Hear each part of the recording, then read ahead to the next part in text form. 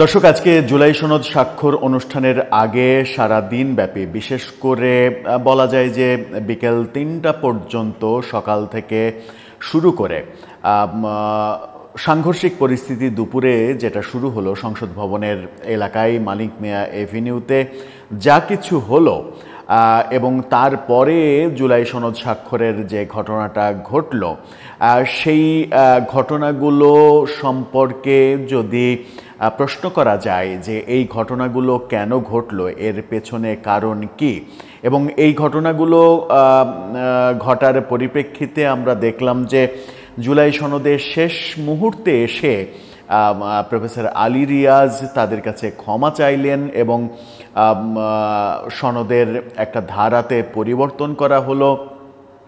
এই ব্যাপারগুলো আমরা দেখলাম, কিন্তু যে সংঘর্ষ হলো সেই সংঘর্ষ কেন তৈরি হলো? গতকালকে থেকেই তারা সংসদ ভবন এলাকায় অবস্থান কেন নিয়েছিল? গতকালকে সকালে যখন এনসিপি সংবাদ সম্মেলন করে জানিয়ে দিয়েছিল যে এই জুলাই সনদ অনুষ্ঠানে তারা অংশগ্রহণ করবে না, স্বাক্ষরও করবে না, তারপর থেকেই এই জুলাই যোদ্ধারা সেখানে সমবেত হতে থাকে এবং তারা রাতেও সেখানে থাকে। আজকে সকাল থেকে তাদের আন্দোলনের মাত্রাটা বেড়ে যায়। দুপুরের দিকে তাদেরকে পুলিশ সরে যেতে বললে তারা সরে যেতে না চাওয়ার পরে ব্যাপক সংঘর্ষের ঘটনা দেখলাম। কি বললেন আলী রিয়াজ, কি ঘটলো সেখানে, এই ঘটার পেছনে কাদের হাত থাকতে পারে, একটু বোঝার চেষ্টা করব এই ভিডিওতে।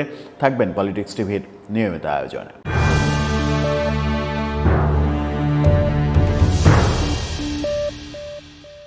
দর্শক, বলছিলাম জুলাই সনদ স্বাক্ষরকে কেন্দ্র করে আজকে সংসদ ভবন এলাকায় যা কিছু হলো সেটা কি ভালো কিছু হলো, এবং সেটাকে কোনোভাবেই কি ভালো কিছু বলার স্কোপ রয়েছে?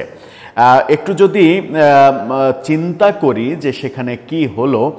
গতকালকে আমরা দেখেছিলাম যে এনসিপি সংবাদ সম্মেলন করে বলেছে জুলাই সনদে তারা স্বাক্ষর করবে না। এরপরেই গতকালকে দিনের বেলা থেকেই রাত পর্যন্ত এবং সারা রাত সংসদ ভবনের এলাকায় এবং মানিক মিয়া এভিনিউয়ের এই রাস্তায় জুলাই যোদ্ধাদের সমাবেশ বাড়তে থাকে এবং সেটা আজকে অনেক বেশি সমাবেশে পরিণত হয়।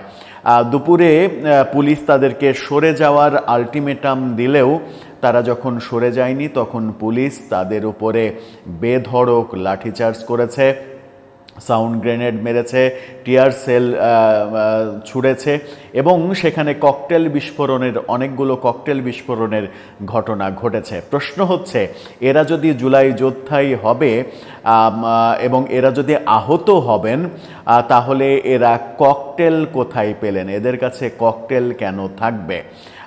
সেই প্রশ্নটা যেমন আছে, তেমনি এনসিপির এই জুলাই সনদ স্বাক্ষর নিয়ে যে অবস্থান, সেই অবস্থানের পরে জুলাই যোদ্ধারা এখানে জড়ো হতে থাকলো কেন? এটার পেছনে কি এনসিপির কোনো হাত রয়েছে? এনসিপি কি পেছনে থেকে এই কাজগুলো করিয়েছে যে আমরা যে সনদে স্বাক্ষর করব না, সেই সনদ অনুষ্ঠানে হতে দেব না, সেখানে একটা ম্যাসাকার অবস্থা তৈরি করব যেন সনদ স্বাক্ষর অনুষ্ঠানটা ভেস্তে যায়? সেরকম কি পরিকল্পনা তাদের ছিল? অনেকেই সেই অভিযোগটা করছেন যে এটার পেছনে এনসিপির হাত রয়েছে, কিন্তু আবার এই অভিযোগও ছিল জুলাই সনদ স্বাক্ষরের আগে পর্যন্ত, স্বাক্ষর অনুষ্ঠানের আগে পর্যন্ত, যখন পর্যন্ত নিশ্চিত ছিল না যে এই অনুষ্ঠানে জামাত ইসলাম যোগ দেবে। অনেকে মনে করছিলেন যে এটা এনসিপি এবং জামাতের পেছনে কোনো পৃষ্ঠপোষকতা থাকতে পারে, কিন্তু আমরা জুলাই সনদ অনুষ্ঠানে যখন দেখলাম জামাত অংশগ্রহণ করলো এবং দলবল সহ অংশগ্রহণ করলো, তখন কিন্তু সেটা আর বলার স্কোপ নেই। এখন অভিযোগের তীর এনসিপির দিকে। কি ঘটলো? ভয়াবহ সাংঘর্ষিক ঘটনা আমরা সেখানে দেখেছি। সংঘর্ষের কিছু ছবি আপনারা দেখে নিতে পারেন, সেই ছবিগুলো আমরা দেখাচ্ছি। এই ধ্বংসলীলাগুলোই বলে দেয় যে সেখানে কি অবস্থা হয়েছে। সেখানে মানিক মিয়া এভিনিউতে অনুষ্ঠান উপলক্ষে, জুলাই সনদ উপলক্ষে একটা টেন্ট, বড় একটা টেন্ট, একাধিক টেন্ট তৈরি করা হয়েছিল, অস্থায়ী টেন্ট। সেই টেন্টগুলো পুড়িয়ে দেয়া হয়েছে, দাউ দাউ করে আগুন জ্বলতে দেখা গেছে। সেখানে মুহুর মুহুর tear shell, cocktail, sound grenade এগুলো বিস্ফোরিত হতে দেখেছি আমরা। বেধড়ক লাঠিচার্জের মধ্যে যে ঘটনাগুলো সবথেকে বেশি আলোচনায় এসেছে সেটা হচ্ছে যে জুলাই আন্দোলনে ১৯ বছর বয়সী আতিকুল যে যে তরুণ যে যুবক হাত হারিয়েছিলেন সেই যুবককে নিয়ে একটি ভিডিও চিত্র এবং বেশ কিছু ছবি গণমাধ্যমে সামাজিক যোগাযোগ মাধ্যমে ভাইরাল হয়ে গেছে। তাকে নিয়ে ছবি এবং ভিডিও চিত্রগুলো একটু দেখে নিন, তাহলে বুঝতে পারবেন যে কি অবস্থা। স্পেসিফিকলি একটি ছবির কথা বলবো যে ছবিতে রীতিমতো একটা অন্যরকম আবেগ তৈরি করেছে। ছবিটা উপর থেকে ছবিটা তোলা, দেখা যাচ্ছে যে এই জুলাই যোদ্ধা আতিকুল তিনি রাস্তায় পড়ে আছেন। তার যে কৃত্রিম হাত লাগানো হয়েছিল সেই কৃত্রিম হাত দেহ থেকে বিচ্ছিন্ন হয়ে গেছে, সেই কৃত্রিম হাতটি রাস্তায় আলাদাভাবে পড়ে আছে, তিনি শুয়ে আছেন, তাকে ধরে তোলার চেষ্টা করছেন আর একজন। এবং ভিডিও চিত্রে আপনারা দেখলাম যে তাকে কোলে করে নিয়ে সেখান থেকে উদ্ধার করার চেষ্টা করছেন তার সহযোগীরা। এই চিত্রটি, এই ছবি এবং এই ভিডিও চিত্র সব থেকে বেশি ইমোশন তৈরি করেছে। এবং সেখানেই প্রশ্ন উঠেছে যে যে জুলাই সনদ আপনি স্বাক্ষর করতে চলেছেন সেই জুলাইয়ের যোদ্ধাদের আপনি পুলিশ দিয়ে বেধড়ক পিটিয়ে সেই জুলাই সনদ স্বাক্ষর অনুষ্ঠানের জায়গা ফাঁকা করছেন।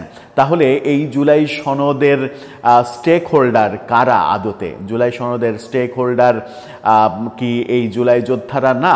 সেই প্রশ্ন যেমন সরকারের দিকে ছুঁড়ে দেয়া যায়, সরকার এদের উপরে লাঠিচার্জ করে এই যে আতিকুল, সব থেকে বেশি জায়গাটা আলোচনাটা যে সামনে সব থেকে বেশি ভয়াবহ আকার ধারণ করবে সেটা হচ্ছে যে এই আতিকুলের কৃত্রিম হাত বিচ্ছিন্ন হয়ে যাওয়া।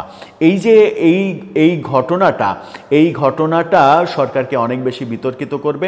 এই ব্যাপারগুলো যেমন রয়েছে তেমনি আবার এরকম ট্রলও রয়েছে যে পুলিশের ধাওয়া খেয়ে জুলাইয়ের আহতরা, যারা মূলত আহত হিসেবে সেখানে উপস্থিত হয়েছেন, সেই আহতরা মুহুর্মুহুর দেখলাম যে প্রাচীর টপকিয়ে সংসদ ভবন এলাকায় ঢুকে পড়ছে।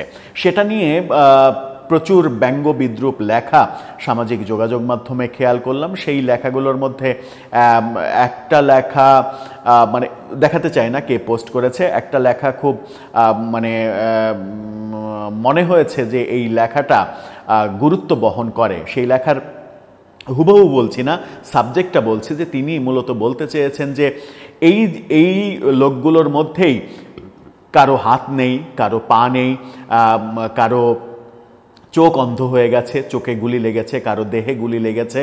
এই আহত মানুষগুলোও এভাবে প্রাচীর টপকাতে পারে, প্রাচীর টপকিয়ে মানে এত দ্রুততার সাথে আহত লোকগুলো, পঙ্গু লোকগুলো প্রাচীর টপকে যেতে পারে। এটা নিয়েও ট্রল হয়েছে। অর্থাৎ এই ট্রলের মাধ্যমে একটা সন্দেহ তৈরি করা হয়েছে, সেটা হচ্ছে যে আদতেও তারা আহত, আদতেও তারা জুলাই যোদ্ধা নাকি অন্য কেউ। আবার মানে জুলাই আন্দোলনের পক্ষের লোকজন এটাও লেখালেখি করছেন যে এই যে মানে জুলাই সনদ অনুষ্ঠান ভেস্তে দেওয়ার যে পরিকল্পনা, সেই পরিকল্পনার পেছনে আওয়ামী লীগের হাতও থাকতে পারে। আওয়ামী লীগও এই পরিকল্পনাটা করতে পারে যেন জুলাই সনদের আয়োজনটা ভেস্তে যায়। শেষ পর্যন্ত ভেস্তে যায়নি সেটা যেমন ঠিক, তেমনি এই যে আতিকুলের হাত বিচ্ছিন্ন হয়ে যাওয়া, এক অর্থে তো সিম্বলিক অর্থে তো এটাই বোঝা যায় যে তাদেরকে বলতেও শোনা গেছে, অন ক্যামেরায় তারা বলেছেন যে শেখ হাসিনাও আমাদের মেরেছে, ইউনূসও আমাদের মারছে, এই বাংলাদেশ আমরা চাই না। এরকম আহাজারিও করতে তাদের দেখা গেছে। ব্যাপারটা তো এরকম যে আপনি শেখ হাসিনাকে যে দোষে দোষী করছেন, শেখ হাসিনা তার পুলিশ দিয়ে ছাত্রদের উপরে নির্যাতন চালিয়েছিল যে অভিযোগ করছে, করছেন, সেই নির্যাতনে আহতদের ওপরে আপনি যখন একটা ভালো সরকার, তখন আবার নতুন করে তাদের উপরে লাঠিচার্জ করছেন, তাদেরকে সরিয়ে দিচ্ছেন।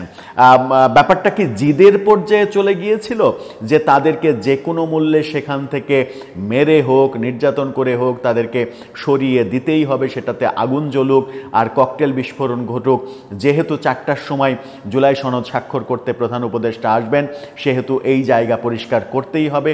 এটা কি সরকারের জন্য একটা জিদের জায়গায় চলে গিয়েছিল? সরকারকে একটা জিদের জায়গায় চলে গিয়েছিলেন? সেই প্রশ্ন অনেকে করতেই পারেন। কারণ যখন এই আহতরা কিংবা জুলাই যোদ্ধারা বলবেন যে শেখ হাসিনাও আমাদের মেরেছে, ইউনূসও আমাদের মারছে, এই বাংলাদেশ আমরা চাই না, তাহলে কোন বাংলাদেশটা আমরা চাই, সেই প্রশ্নটা আসবে। শেখ হাসিনাকে যদি আপনি অভিযোগ করেন যে ছাত্র জনতার উপরে নির্যাতন করেছিল, সেই নির্যাতনে আহত মানে জুলাই যোদ্ধাদের উপরে যদি পুলিশ আবার নির্যাতন করে, টর্চার করে, তাহলে সেটাকে কিভাবে দেখা যাবে, সেই প্রশ্নও কিন্তু আসবে। এবং সেই প্রশ্ন যখন আসবে, সেই প্রশ্নের সমাধান কিন্তু খুবই কঠিন।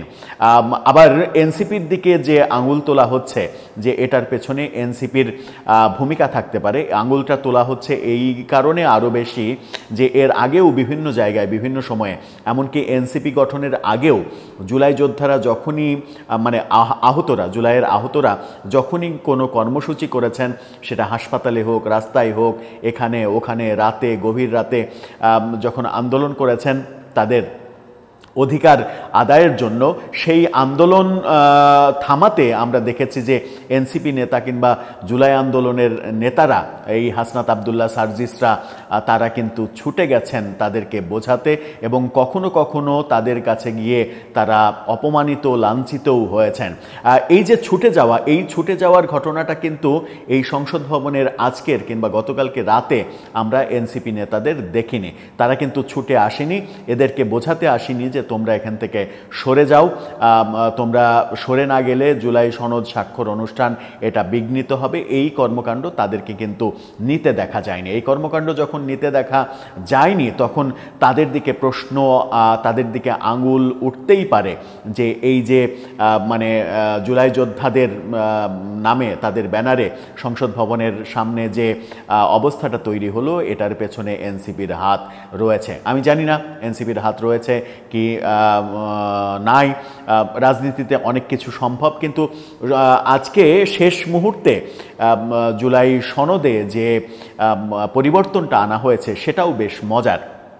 এর আগে যেটা ছিল অঙ্গীকারনামার 5 নাম্বার ইয়েতে, যে এখানে জুলাইয়ের শহীদদের রাষ্ট্রীয় মর্যাদা, তাদেরকে মানে তাদের পরিবারদের পুনর্বাসন, এগুলো করা হবে, কিন্তু আহতদের পুনর্বাসন, রাষ্ট্রীয় স্বীকৃতি, তাদের মাসিক ভাতা, তাদের অনুদান, এগুলো কোনো কিছু ছিল না।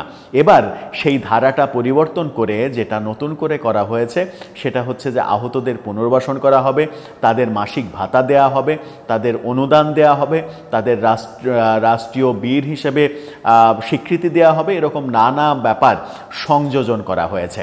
এরকম নানা ব্যাপার যখন সংযোজন করা হয়েছে, তখন ইন্টারেস্টিংলি সেটা নিয়ে একটা সমালোচনা উঠেছে যে তাদেরকে মাসিক ভাতা যখন আপনি দেবেন, তখন তো প্রশ্ন আসেই যে যারা মুক্তিযোদ্ধাদের কোটা থাকবে না, মুক্তিযোদ্ধার 2 গালে জুতা মারো তালে তালে এই মিছিলও যারা করেছে, যারা মানে সবাই করেনি, কেউ কেউ করেছে, সাম্প্রদায়িক গোষ্ঠীও তো এর মধ্যে ঢুকে পড়েছিল, তারা তো এই ধরনের মিছিল করেছে, মুক্তিযোদ্ধার 2 গালে জুতা মারো তালে তালে, অর্থাৎ মুক্তিযোদ্ধাদের কোটা বাতিলের যে আন্দোলন, এবং সেই আন্দোলন যারা করলেন এবং কোটা বাতিল হলো, সেই আন্দোলন করা মানুষদের জন্য আবার কেন এক ধরনের কোটা নাজিল হবে, কেন তাদেরকে মাসিক ভাতা দিতে হবে?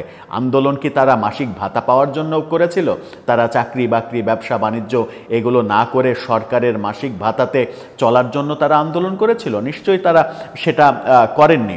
তো মুক্তিযোদ্ধাদের যদি কোটা বাতিল করা হয়, এবং এই দেশে মুক্তিযোদ্ধাদের কোটা বাতিল করার আন্দোলন যদি হয়, এবং সেই আন্দোলন যারা করেছে তাদেরকে যদি মাসিক ভাতা দেওয়ার কিংবা তারা যদি মাসিক ভাতা নেওয়ার এই পর্যায়ে চলে যায়, তাহলে কি স্ববিরোধিতা হয় না?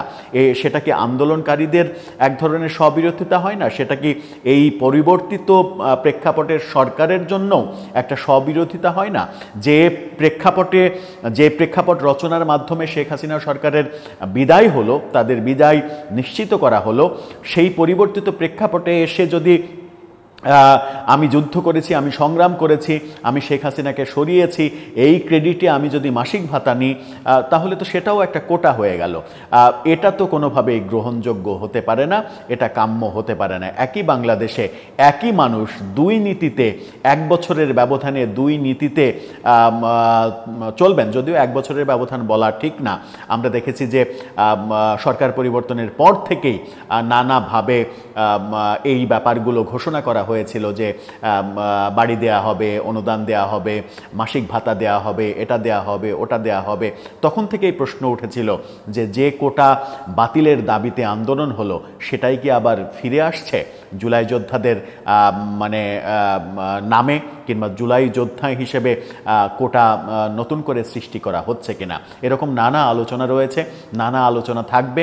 সব মিলিয়ে আজকে যেটা হলো, সরকার যেটাকে ঐতিহাসিক দিন হিসেবে লিখে রাখতে চেয়েছিল, সেটা বোধহয় একটা বাজেভাবে ঐতিহাসিকতা তৈরি করলো। দর্শক, এ ব্যাপারে আপনার মন্তব্য জানিয়ে লিখতে পারেন আমাদের কমেন্ট বক্সে।